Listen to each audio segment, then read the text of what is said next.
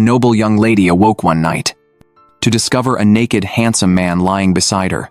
The man had an ambiguous gaze and a suggestive tone, as if the two had shared a romantic encounter the previous night. Yesterday, the homebody college student was still hiding in her room, engrossed in reading web novels. As a veritable loser in life, her student loans were unpaid, her part-time job applications delayed, her job interviews failed, even her social media had 0 followers. In this miserable life, the girl's sole joy was chasing updates to web novels. But that night, the novel unexpectedly paused serialization. She left a furious comment berating the author. Who would have thought that upon standing up, she stepped on a bottle and fell?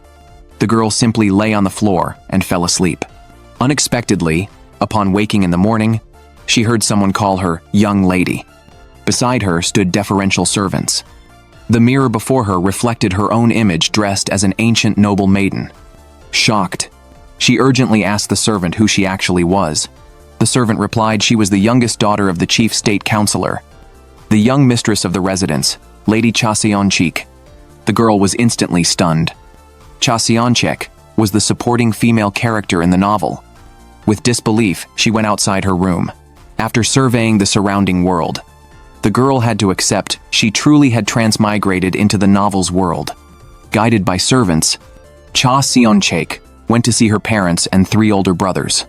During the meal, she discovered the entire family doted on her excessively. Breakfast was utterly delicious. Thinking of her own years surviving on instant noodles, yet now enjoying such a feast, Chasionchik happily devoured everything before her. Her father praised her delightful change and declared he would seek a good match for his marriageable daughter. Her brother suggested Chasionchik attend the Danhong gathering, a popular gathering among noble young ladies, said to help one find a good match. Tonight was the date of the monthly Danhong gathering. Her father pulled out 2 large strings of copper coins and handed them to Chasionchik. He ordered her to dress to astonish all of Hanyang, commanding her not to spare a single coin. Chasionchik obeyed her father's command with immense joy. From then on, she began enjoying the luxurious life of a noble lady being waited upon. To enter her favorite novel and become a pampered, noble lady, spending extravagantly, who would want to return to being a homebody whose life was rotten? Before attending the Danhong gathering, guided by servants, Chasionchik arrived at a clothing shop to make purchases. A maid helped Chasionchik select 2 outer garments. It was said the clothes were imported from a great nation, made of pure silk and top-tier attire. Since she couldn't possibly spend all the silver her father gave anyway, Chasionchik simply bought both garments at once. At that moment, a woman appeared wanting to seize the clothes from Chasionchik. Through the shopkeeper's introduction, Chasionchik realized with shock this was Du Huaxian, daughter of the right state counselor, the villainess who committed countless misdeeds in the novel. True to her evil reputation, Du Huaxian publicly slapped the shopkeeper, demanding servants remember their place. Seeing this, Chasionchik was infuriated. Yet to avoid attracting notice from this peerless villainess, Chasionchik suppressed her anger and politely yielded the garments to Du Huaxian, hoping only that the evil woman would leave quickly. As they spoke, a great beauty entered. The atmosphere instantly turned peculiar upon her arrival. Praise flowed freely from people's mouths. Only Du Huaxian deliberately bumped into the beauty while walking past, and continuously attacked her with slanderous words. Chasionchik then realized this beauty was the novel's female protagonist, Zhou Yunai. In the novel, Zhou Yunai lost both parents and endured many hardships, but through noble patronage, became the adopted daughter of Joseon's wealthiest man. Later, she overcame class barriers for love with the king's nephew. Unexpectedly, Du Huaxian harbored ill intentions. Du Huaxian also admired Gyeongseong-gun, viewing Zhou Yunai as a rival in love. Tonight's Danhong gathering venue was at the tea house operated by Zhou Yunai's adoptive father. Du Huaxian swore through gritted teeth to ally with Chasionchik, vowing to teach Zhou Yunai a lesson. Chasionchik observed Zhou Yunai through a telescope, discovering her beauty and kindness. Despite her own suffering, Zhou Yunai still distributed alms to the poor. She embodied every trait and halo of the female protagonist. Just as she thought this, the atmosphere around them suddenly tensed. Cha Seon-chaek looked into the distance and spotted the novel's male protagonist, Gyeong Seong-gun, making his entrance. Gyeong Seong-gun, the king's nephew, possessed noble lineage and exceptional martial prowess. He called himself the Royal Hunting Dog, claiming bloodshed followed wherever he went. Accompanying Gyeong Seong-gun was the novel's second male lead, typically gentle, refined, and erudite, who shared a complex rivalry friendship with the protagonist. They were each other's only friend, yet also love rivals willing to cross swords over the heroine, with the villainous Du Hwaseon involved. The plot was devolving into a cliched love quadrangle. To impress her beloved Gyeong Seong-gun, Du Hwaseon seized every opportunity to interfere. As the perennial supporting character who avoided conflict and lacked even a story subplot, Cha Seon-chaek watched excitedly. Being the novel's devoted fan, Cha Seon-chaek knew the plot's trajectory. After tonight's Danhong gathering, the main couple would have their destined encounter. Cha Seon-chaek sat waiting for the classic scene to unfold, planning to witness this bittersweet love quadrangle. As night fell, the long-awaited Danhong gathering finally arrived. At the gathering, young ladies flattered Du Hwaseon. Though inwardly disdaining it, Cha Seon-chaek had to chime in. After all, she was the eternal supporting character. As hostess of the tea house sponsoring the gathering, the novel's heroine Jo Yoon-ae reappeared, serving exquisite tea and desserts to the noble ladies. Du Hwaseon deliberately provoked her, releasing her cup while Jo Yoon-ae poured tea. When the heroine humbly cleaned up, Du Hwaseon kicked away the broken teacup shards, cutting Jo Yoon-ae's finger. The heroine temporarily withdrew to bandage her wound. Cha Seon-chaek kindly offered her handkerchief to Jo Yoon-ae, silently cheering for the heroine. This displeased Du Hwaseon, who switched to wagging tongues, spreading rumors about an improper relationship between Jo Yoon-ae and her adoptive father. Cha Seon-chaek burned with indignation. Witnessing the innocent female lead being bullied, Cha Seon-chaek finally couldn't hold back. She strode swiftly toward Du Hwaseon, declaring fiercely she had something to say. Yet moments later, what spilled from Cha Seon-chaek wasn't an indignant curse, but a beaming invitation instead. She proclaimed that on such a fine night, they should switch from tea to alcohol and drink together. Du Hwaseon accepted, but still targeted Jo Yoon-ae, demanding she personally pour wine. Unexpectedly, Cha Seon-chaek snatched the liquor and shielded the heroine, boasting she'd make a special bomb cocktail for the ladies.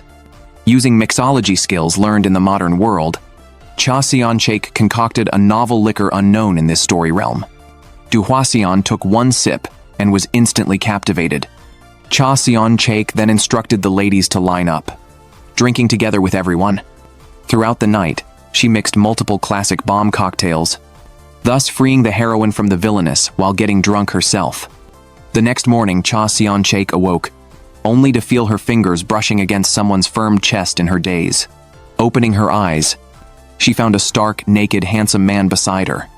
Looking closely, the man turned out to be male-led Gyeong Seong-gun. Night fell again. Fresh from drinking bomb cocktails, Cha Seon-chaek wandered dazedly by the riverbank, the very location where the main couple first met in the book. Thrilled with exhilaration, she awaited the iconic scene. Suddenly her foot slipped, nearly plunging her into the water. In the nick of time, novel protagonist Gyeong Seong-gun appeared and caught Cha Seon-chaek. Brimming with excitement, Cha Seon-chaek tried shaking Gyeong Seong-gun's hand as a fan, but found his sword pointed at her instead. Cha Seon-chaek brushed it off. After all, this was a fictional world. Drunkenly, she kissed Gyeong Seong-gun, declaring that as a devoted fan, she knew the true heart beneath his cold exterior. She understood this seemingly lethal male lead was actually lonely, vulnerable, and kind-hearted. Cha Seon-chaek's words struck Gyeong Seong-gun's core. That night, under her bold initiative, the male lead succumbed to her advances, sharing a wondrous night with Cha Seon-chaek. Startled awake, Cha Seon-chaek was shocked by last night's events. She planned to feign ignorance and deny responsibility, but Gyeong Seong-gun pulled her into his embrace, stroking her head with unexpected tenderness while threatening that she must not leave before his return, and must take responsibility for last night. Realizing her recklessness might have disrupted the novel's plot, Cha Seon-chaek decided to personally question the female lead. Upon meeting Jo Yoon-ae, Cha Seon-chaek asked about Gyeong Seong-gun, wondering if Jo Yoon-ae had encountered him last night. Jo Yoon-ae admitted she hadn't seen him, having heard rumors, mistakenly believing Gyeong Seong-gun was impotent and lacked interest in women. Yet Cha Seon-chaek clearly remembered Gyeong Seong-gun's vigorous energy and superb physique last night. Recalling the scenes made her flush crimson. Unaware of the reason, Jo Yoon-ae admired Cha Seon-chaek's forthrightness and proposed becoming close friends. Seeing Jo Yoon-ae's pitiable demeanor, Cha Seon-chaek recklessly reached out, agreeing to be her friend, urging Jo Yoon-ae never to undervalue herself again. But the moment she agreed, Cha Seon-chaek instantly regretted it. Now the situation had worsened. She, a minor character meant to live quietly, had not only slept with the male lead, but also became the heroine's confidant. While devising solutions, servants located her. With momentous news, marriage proposers had come to her residence today. Cha Seon-chaek rushed home immediately. En route, she encountered Gyeong Seong-gun galloping on horseback. Cha Seon-chaek desperately blocked the path.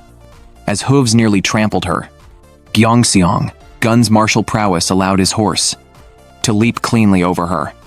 Spared from death, Cha Seon-chaek furiously demanded why he wanted marriage.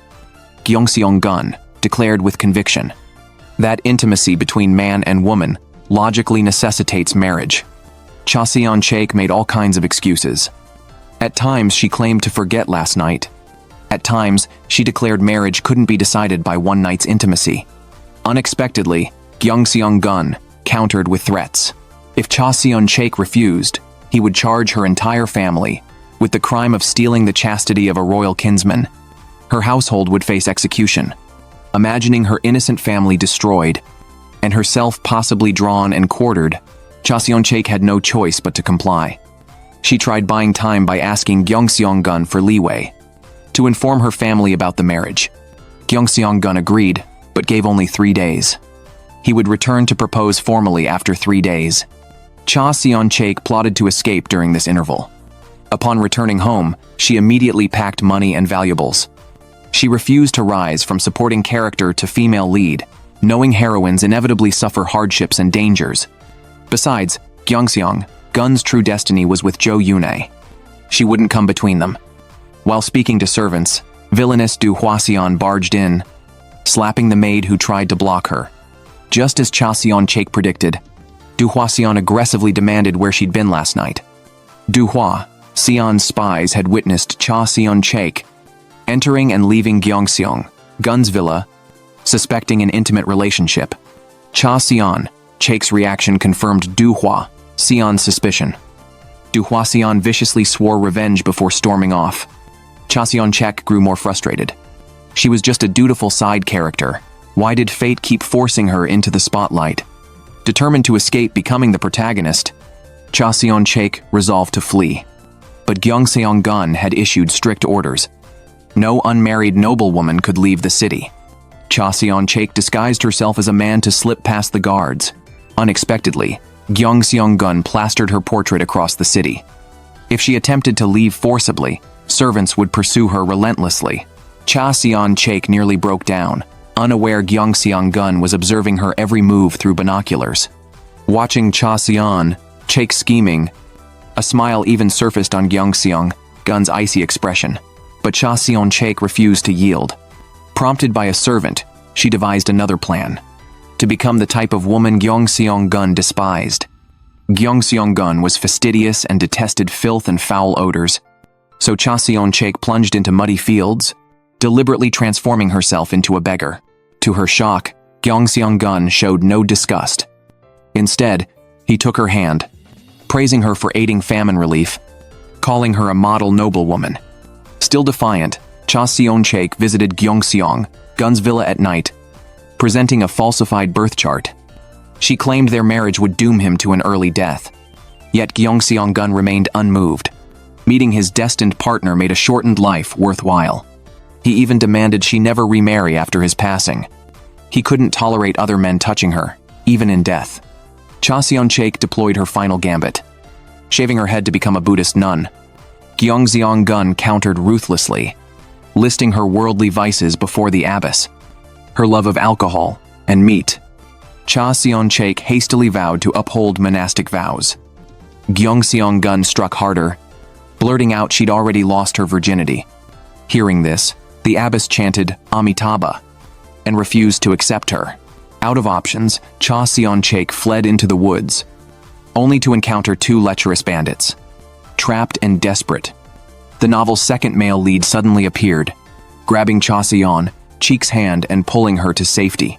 Gazing at his gentle features, Cha Seon-chaek rejoiced inwardly, convinced side characters should logically end up together. Young Soo-jeom, the second male lead, was a scholarly official in the royal library. He invited Cha Seon-chaek to his literary club, outwardly a star-gathering group, but secretly a drinking society. Charmed by this refined gentleman, Cha Seon-chaek succumbed to romantic fantasies and impulsively accepted. Suddenly, Gyeongseong-gun emerged from the shadows, commanding fiercely that she reject the invitation. Just then, Cha Seon-chaek's three brothers passed by. Ignoring all propriety, Gyeongseong-gun addressed them as future brothers-in-law. As he prepared to announce their engagement publicly, Cha Seon-chaek frantically intervened, deliberately collapsing into his arms in feigned faint. After Cha Seon-chaek awoke, her three elder brothers told her Gyeongseong-gun himself had carried Cha Seon-chaek back earlier. He even called for the royal physician for her. He insisted the royal physician prescribe the best medicine for Cha Seon-chaek. The royal physician complied, but one crucial medicinal herb was missing. To obtain this herb, Gyeongseong-gun and the royal physician went to the pharmacy. The owner of the pharmacy was a mischievous child. He immediately saw what Gyeongseong-gun needed. He deliberately teased Gyeongseong-gun. He demanded Gyeongseong-gun retrieve his medicine basket left at a mountain temple. Only then would he sell the herb. For Cha Seon-chaek, Gyeongseong-gun agreed to the child's request. He journeyed to the mountain overnight. He braved steep cliffs. He finally reached the temple and found the medicine basket.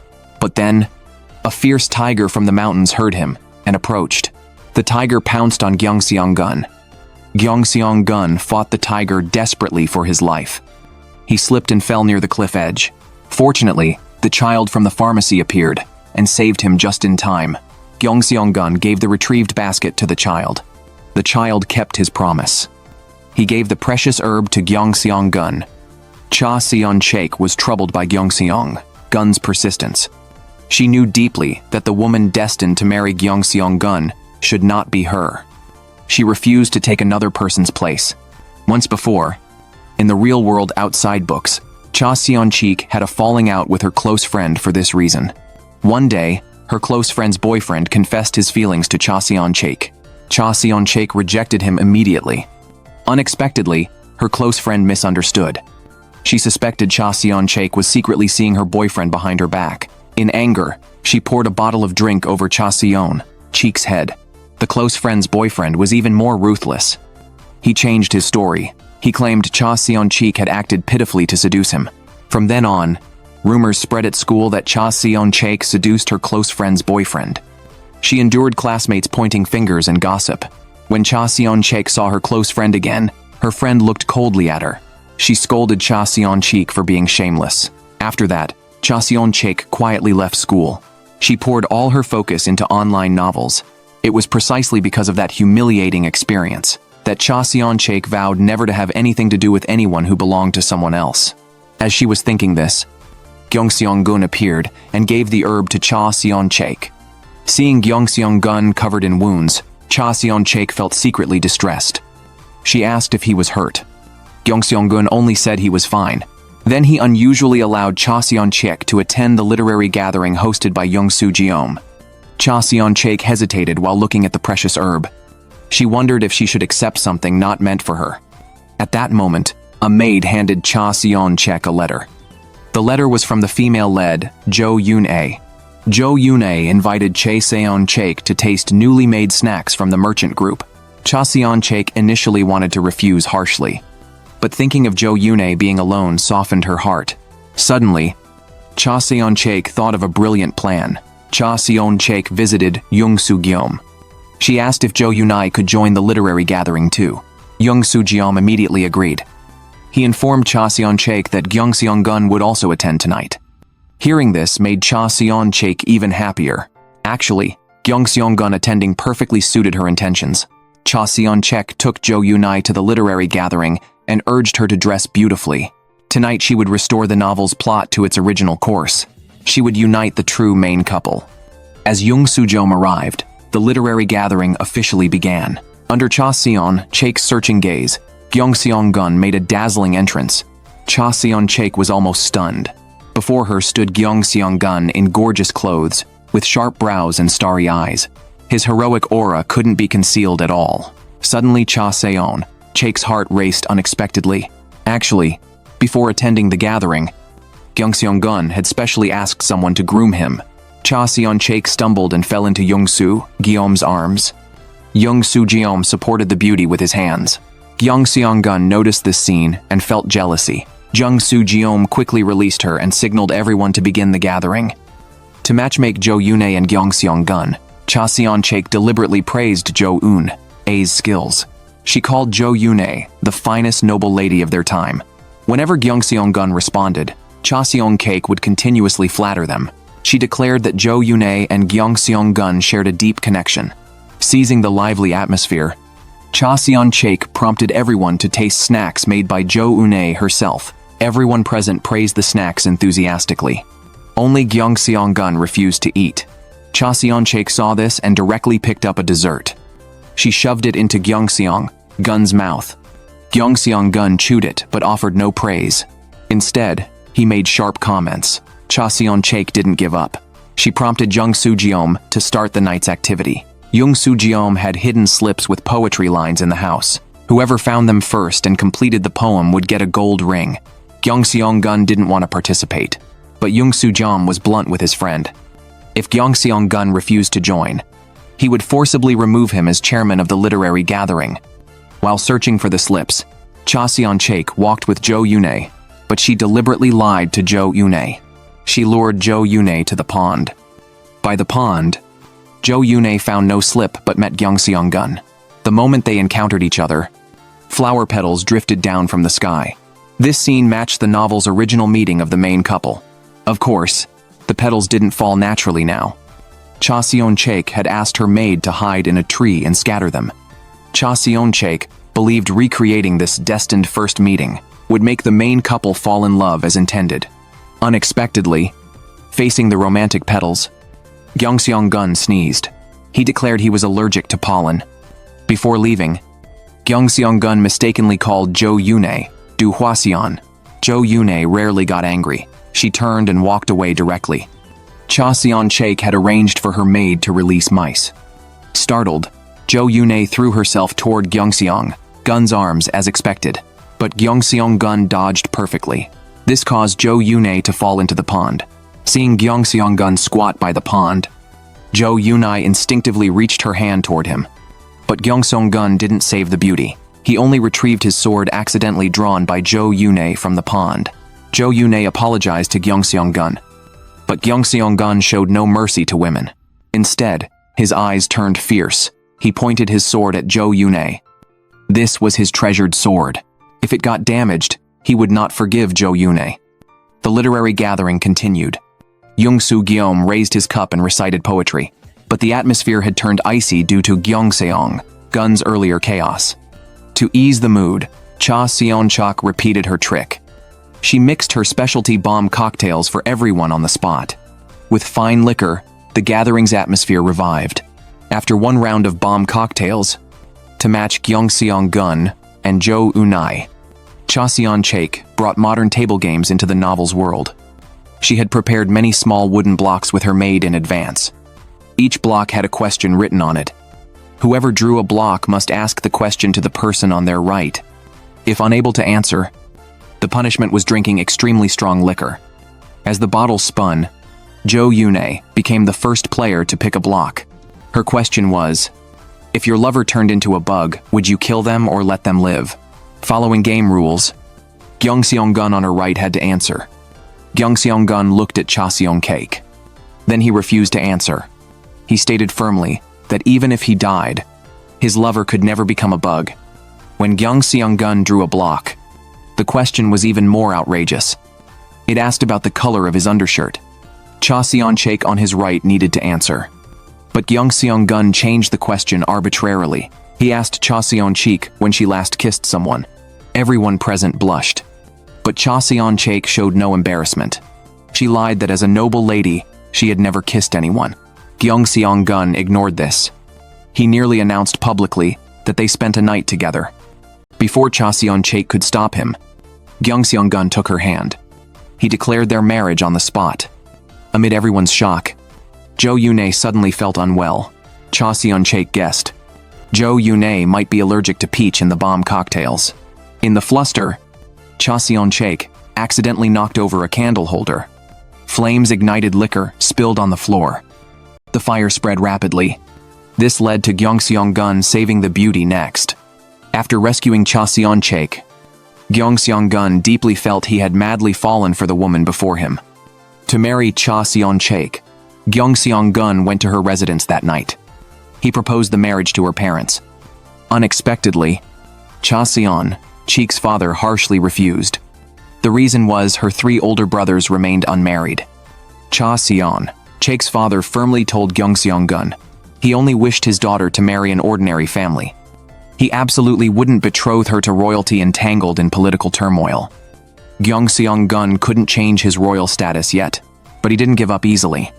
He secretly sought out Cha Seon-chaek's 3 brothers. Before his 3 future brothers-in-law, he drew his sword. He demanded they find marriage partners within 2 months. If they failed by then, he would make them pay. Gyeong Seong-gun gave his whole heart to Cha Seon-chaek. To him, Cha Seon-chaek was his life's antidote and redemption. In his youth, to help her son Gyeong Seong-gun rise, his mother tried to kill the previous king's son. But she was killed herself during the rebellion. To protect his family and himself, young Gyeong Seong-gun had to pledge loyalty to the king. He became the king's hunting dog. He lived licking blood from blades. After his father's death, Gyeong Seong-gun thought no one would ever know his inner pain. Until he met Cha Seon-chaek. Until Cha Seon-chaek spoke all the softness inside him. Then Gyeong Seong-gun decided Cha Seon-chaek was the woman he must marry. But Cha Seon-chaek felt like crying without tears. She deeply felt she had messed up the novel's original plot. She especially felt guilty toward the heroine Jo Eun-ae. Returning home, her maid brought herbal medicine. This medicine contained precious herbs Gyeong Seong-gun risked his life to find. While speaking, noise came from outside. Cha Seon-chaek opened the door and found Jung Soo-gyeom. Jung Soo-gyeom sat outside, speaking gently. Cha Seon-chaek's vanity flared up. Had even Jung Soo-gyeom, the second male lead, fallen for her? Unexpectedly, Jung Soo-gyeom blurted out. He confessed feelings for Jo Yoon-ae. Jung Soo-gyeom explained, since Jo Yoon-ae took drinks for him, he had fallen for this gentle yet strong woman. So Jung Soo-gyeom asked Cha Seon-chaek for help. He hoped she could match him with Jo Yoon-ae. Cha Seon-chaek remembered. In the original novel, Jung Soo-gyeom did briefly date Jo Yoon-ae. But ultimately, Jo Yoon-ae married Gyeong Seong-gun. Cha Seon-chaek hesitated. If she matched the second male lead with the heroine, wouldn't the main leads have no story? Therefore, Cha Seon-chaek only asked Jung Soo-gyeom for time. She needed to consult Jo Yoon-ae's feelings. Recently on the street, Cha Seon-chaek met a foreigner in distress. Seeing him hungry and exhausted, kind Cha Seon-chaek bought him a meal. She took him to a clothier shop for new clothes. Cha Seon-chaek then showed him around the streets. But she didn't know the foreigner had ill intentions. After Cha Seon-chaek left, he went to a mansion. There he met the villainous Du Hwa-seon. Unaware, Cha Seon-chaek walked down the road. Suddenly she felt weak and dizzy. She even coughed up blood. At night, Gyeong Seong-gun came to see Cha Seon-chaek. He found soldiers burning clothes at her gate. Her maid tearfully explained. The soldiers had just taken her lady away. They said she had caught the plague. Gyeong Seong-gun immediately raced his horse to the city gate. But guards forcibly stopped him. To see Cha Seon-chaek, Gyeong Seong-gun begged the guards humbly. Cha Seon-chaek was locked in a small hut. Horrifying visions flooded her mind. Overwhelmed with despair, She blamed herself for changing the novel's plot. She believed she would die alone in this empty place. Surrounded by fear, an urgent voice called near her ear. When Cha Seon-chaek awoke, she found Gyeong-seong-gun had come. Gyeong-seong-gun pulled her into his arms. He warned her not to die. Afterward, he stayed by her side tirelessly. He prepared herbal medicine diligently. He held her close. To win the hand of Gyeong-seong-gun, Du Hwaseon visited the Grand Consort at the palace. She sought the Grand Consort's help to marry Gyeong-seong-gun. The Grand Consort and Du Hwaseon were family relatives. Thus, the Grand Consort resolved to arrange this marriage. That same day, she approached the king. She proposed selecting a bride for Gyeong-seong-gun through 3 rounds of selection to choose his most suitable wife. Soon after, the palace posted a public notice. Women wishing to marry Gyeong-seong-gun must submit their names to the Ministry of Rites by a set date. Once the notice was displayed, all noble maidens in the capital flocked out, vying with each other to win Gyeong-seong-gun a match combining beauty and power. Among them were Du Hwaseon and Jo Yoonhae.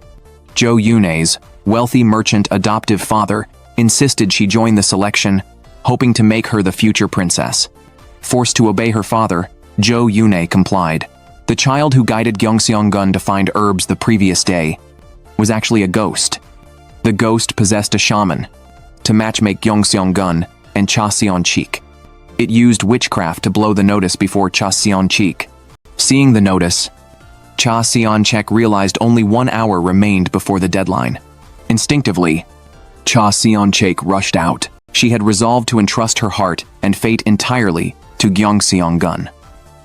However, when she rushed over, the city gate was about to close. In a moment of urgency, Cha Seon-chaek kicked out. Unexpectedly, her shoe hit the royal secretary in charge in the face. Amidst the chaos, Cha Seon-chaek leaped forward.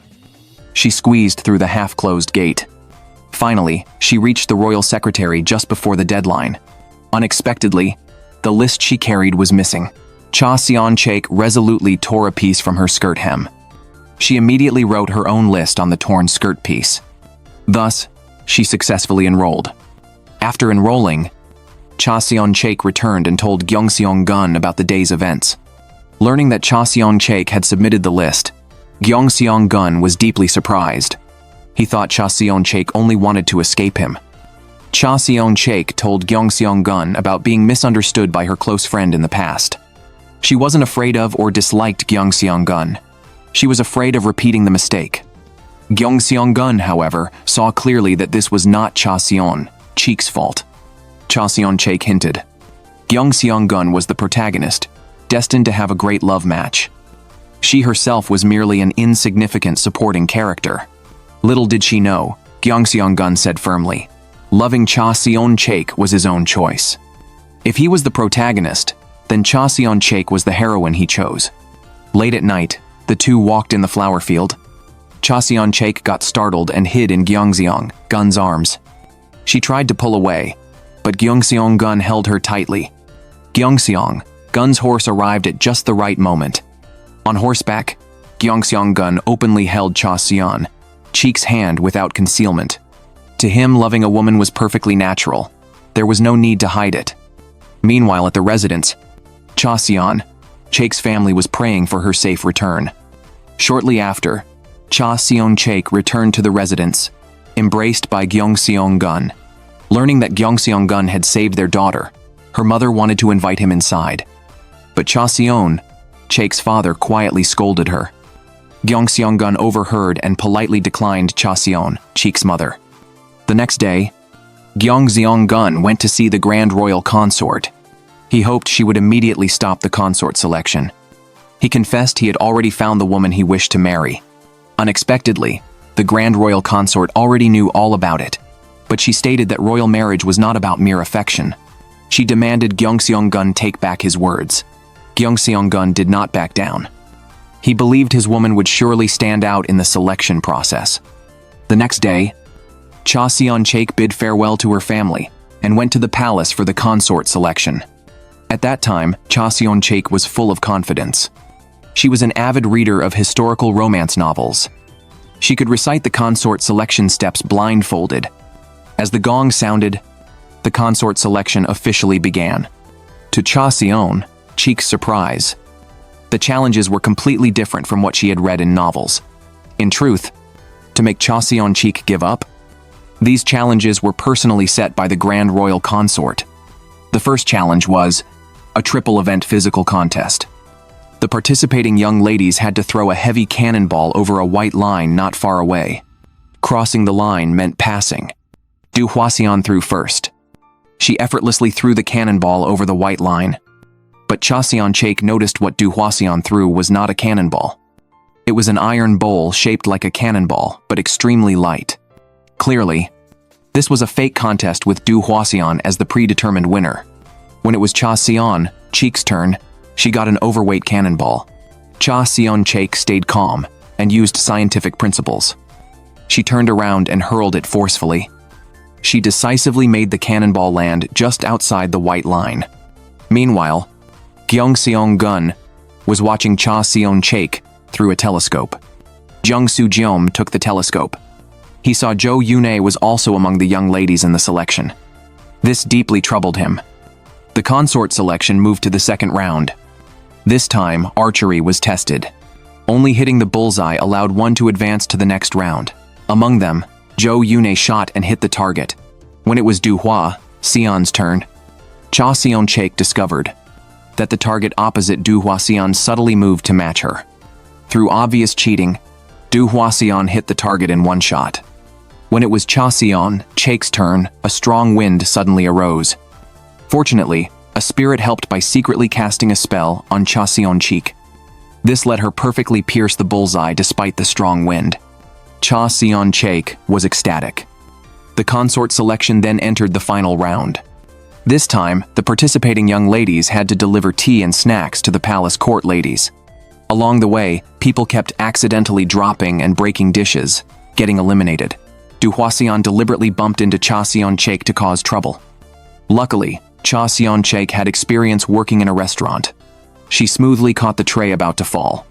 Finally, she reached the endpoint successfully, alongside Du Huaxian and Jo Yoon-ae.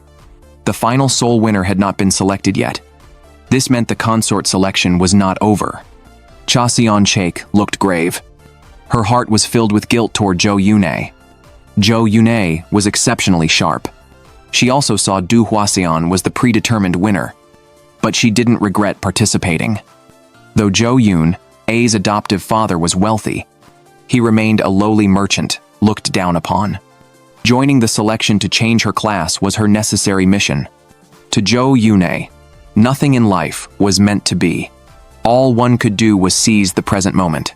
Jo Yoon-ae's words jolted Cha Sion Cheik awake. She resolved to shed her guilt from then on. She would move steadfastly toward her goal. During Cha Sion Cheik's participation, Gyeongseong Gun was investigating her plague incident. Earlier, Gyeongseong Gun summoned a royal physician to examine her. The physician concluded it wasn't plague. Cha Sion Cheik recalled guiding a foreigner before falling ill. Gyeongseong Gun suspected this foreigner. After tailing him, he spotted a unique mark on the foreigner's back. Searching further, he discovered vials of pungent liquid on him. Soon after, the consort selection's second round began.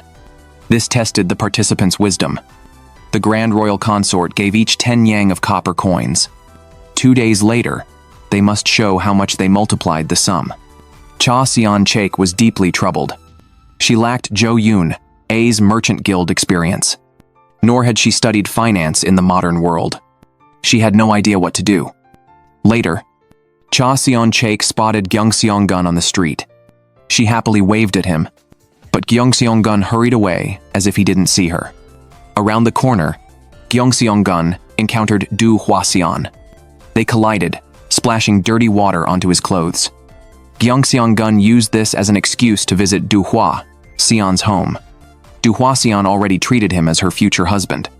Unbeknownst to her, while she fetched water, Gyeongseong Gun secretly searched her residence. Earlier, Gyeongseong Gun arrested the foreigner who contacted Cha Sion Cheik.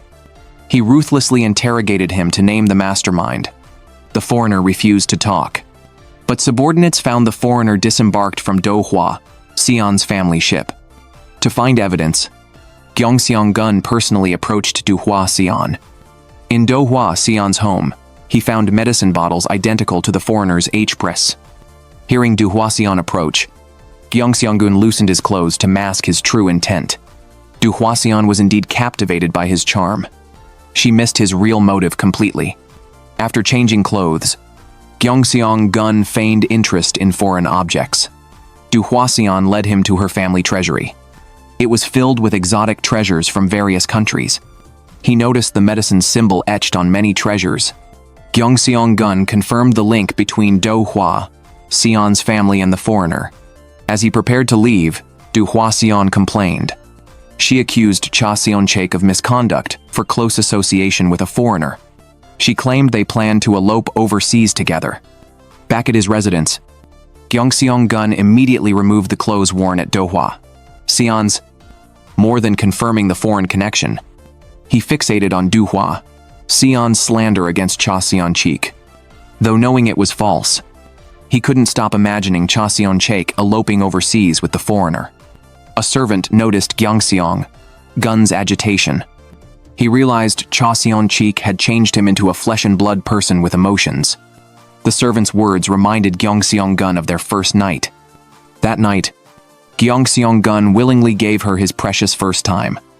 Since that night, all his nights became different.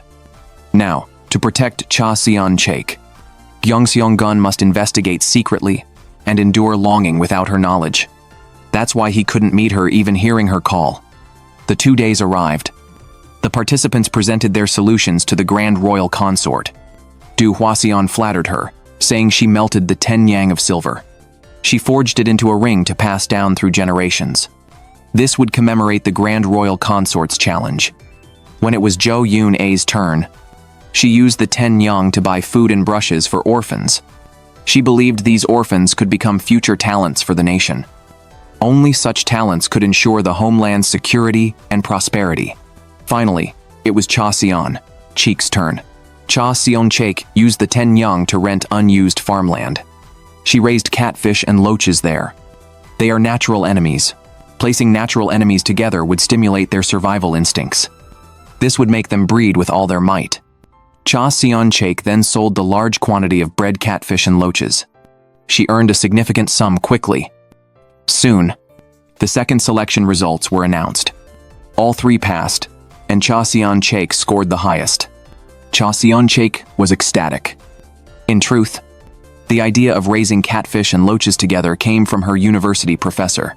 After passing the second screening, Cha Seon-chaek rushed to Gyeongseong-gun's residence. But a servant told her he had retired early. Failing to see Gyeongseong-gun, Cha Seon-chaek felt gloomy. A maid revealed she saw Gyeongseong-gun locking arms with Duhwa Sion entering the mansion. Thinking of how hurriedly he walked yesterday, jealousy stirred within her. She ordered the maid to tell Gyeongseong-gun's attendant now. She would visit him early the next morning. Young Soo-jeom was also troubled by love. That evening, he went to Jo Yoon-ae's home to confess his feelings. Jo Yoon-ae, intelligent, discerned his purpose. While alone, she pulled him to the backyard. Previously, Jo Yoon-ae drank Young Soo-jeom's penalty drink at a banquet. Young Soo-jeom had promised to grant her one wish later. Jo Yoon-ae now demanded he honor his promise. She wished him to keep his distance for a while. She must follow her father's will and successfully complete the selection. Seeing Jung Soo-jeom's dejected look, Jo Yoon-ae gently held his sleeve. She hinted she was not unaware of his feelings. She only hoped he would wait for her. The next day, Cha Seon-chaek visited Gyeongseong-gun's residence again. But the servant informed her he had gone out. Cha Seon-chaek angrily thought Gyeongseong-gun was avoiding her after winning her heart. Just then, a maid rushed in. She notified Cha Seon-chaek. The final selection round was moved to today. The final consort selection arrived. The Grand Royal Consort posed this question. If one's husband faces trials, what virtues should a wife uphold? Duhwa Sion answered she should enforce discipline at the forefront. Jo Yoon-ae stated all trials bring lessons. Therefore, one should endure them quietly. Cha Seon-chaek's answer shocked everyone. When forced into trials, women must preserve physical strength and finances. They should monitor economic trends. Especially, they must save private funds. This won unanimous praise from the judging concubines. But the grand royal consort deliberately found fault. She accused Cha Sion-chek of dressing too extravagantly during crop failure. Du Huaseon seized the chance to mock. She claimed Cha Sion-chek always wore expensive silk. She accused her of intimacy with a foreigner on the street. She even brought a silk shop owner as witness. Clearly bribed, the shop owner backed Du Huaseon's claims. He falsely testified Cha Sion-chek committed shameless acts with the foreigner. The grand royal consort used this to disqualify Cha Sion-chek. As Du Huaseon gloated, Gyeong Seong-gun suddenly burst in. He brought that foreigner and the medicine found on him. The potion could instantly wither potted plants. Gyeong Seong-gun had uncovered. The foreigner poisoned Cha Sion-chek's food with it that day, making her appear plague-stricken. Gyeong Seong-gun whispered to the grand royal consort. Du Huaseon ordered the foreigner's actions, and Du Huaseon was her favorite relative. If exposed, the grand royal consort would face consequences. Understanding the situation, she pretended to faint. Afterwards, the king halted the consort selection. Cha Sion-chek sighed in relief. Now she knew Gyeong Seong-gun avoided her to investigate the foreigner. Seeing Cha Sion-chek jealous over Du Huaseon, Gyeong Seong-gun stepped forward and kissed her. His heart held only Cha Sion-chek. Just then, the king summoned Gyeong Seong-gun. Cha Sion-chek promised to wait for him by the river. But night fell with no sign of him. As she complained, someone pushed her into the river. Sinking deeper, Cha Sion-chek feared her destiny with Gyeong Seong-gun ended here. Suddenly, Gyeong Seong-gun plunged into the water. He reached Cha Sion-chek and performed rescue breathing.